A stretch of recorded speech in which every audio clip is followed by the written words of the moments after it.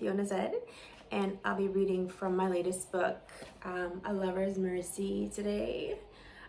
It just came out a few months ago, and it is the follow-up to The Power of Mercy that came out sometime last year, I think. Maybe a couple years ago, I don't know. My awareness of what year, week, month it is just gone. So yeah, Power of Mercy that came out. It's a superheroine novel as well. So it's a sort of alternate universe where superheroines are around kicking ass. So first book, second book, and they can be read as standalones. You don't have to have read one and then go through the other, but I recommend it because you'll have some background. So for today, I'll be reading from this one. Like I said, I'll be reading from chapter 6, where the main character is having dinner and meeting the parents of her girlfriend for the first time. And here we go. Just for the record, I don't want to be here. Although it's pure silk, the spaghetti strap dress feels uncomfortable on my otherwise bare body. Stirred by the wind from the balmy evening, the hem flutters around my knees, as light as a new lover's touch.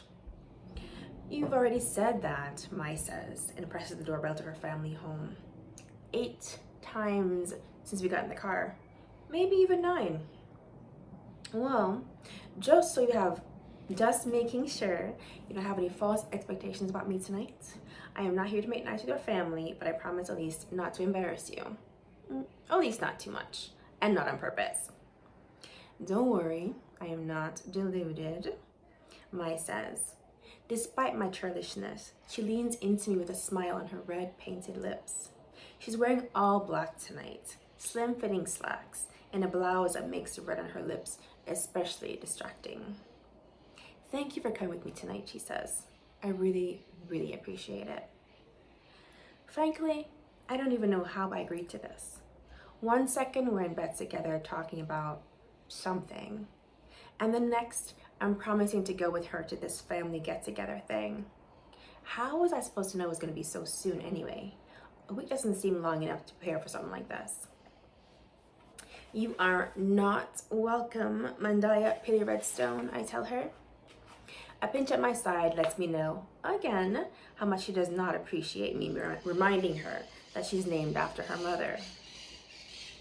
Despite the bright color on her lips, which is probably called something like, "Don't kiss me, Kate," I pull her closer and press my mouth to hers.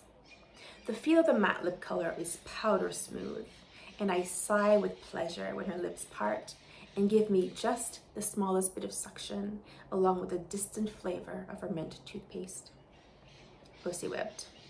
That's the only reason I'm dressed like I'm really here to meet the parents and make nice instead of wanting to actually rip all of their throats out. But Mai wants me to be good, so here we are. The front door opens just as I lean in to kiss the perfect curve of her mouth one more time. Delicately sweet, the scent of 1,000 flowering plants flows out from the house to meet us. Mai, you're on time for once. Instead of one of their many maids, it's her brother Cayman who answers the door. And you brought company. Come on in. My mind automatically retrieves the information about him that I know anyway. Cayman Gregory Redstone, second born of 3 children to his parents, Mandaya and Quinn Redstone. 30 years old, moderately powerful telekinetic, and dissatisfied mama's boy. If Mandaya asked him to murder a hospital full of children, the only question he'd ask is, should I make them suffer?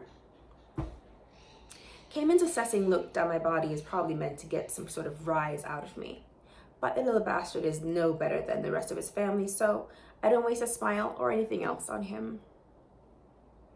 Good evening, Cayman, Mai says. Lovely to see you, as always. She sidesteps her brother's attempt at kissing her cheek and loops an arm around my waist instead. This is Sochil Bentley. I told you and Mother I would invite her to dinner with us. Things are supposed to be better between Mai and her brother now. Months ago, when he found out that their cousin Ethan was a murdering, sadistic piece of trash who'd fooled nearly everyone into thinking he was normal, Cayman was shocked.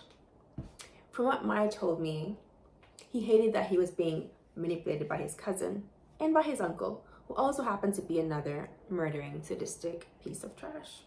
It had been my pleasure back then to take out that trash. He said he was sorry, and Maya thought that meant the relationship would be better afterward, but it's been a slow process. Cayman tosses off a bow in my direction in acknowledgement of our introduction. Of course, he says. Your colleague at the university isn't fraternizing against the rules over there. Since when do you care about human rules, Cayman? Well, I don't, but I know you do.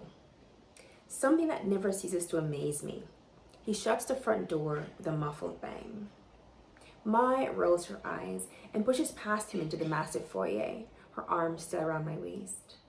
A look over my shoulder confirms Cayman's eyes are glued to my ass. While the siblings exchange their version of pleasantries, I look around the house. Of course, it's an impressive and huge thing with marble in all the right places, and a spiral staircase leading from the foyer and up to a mysterious room or rooms above. Orchids in a rainbow of colors, delicate vines dripping with pale flowers, and blooms of every imaginable type perch in corners of the grand hall and from the ceilings. The flowers are beautiful and smell like a piece of paradise.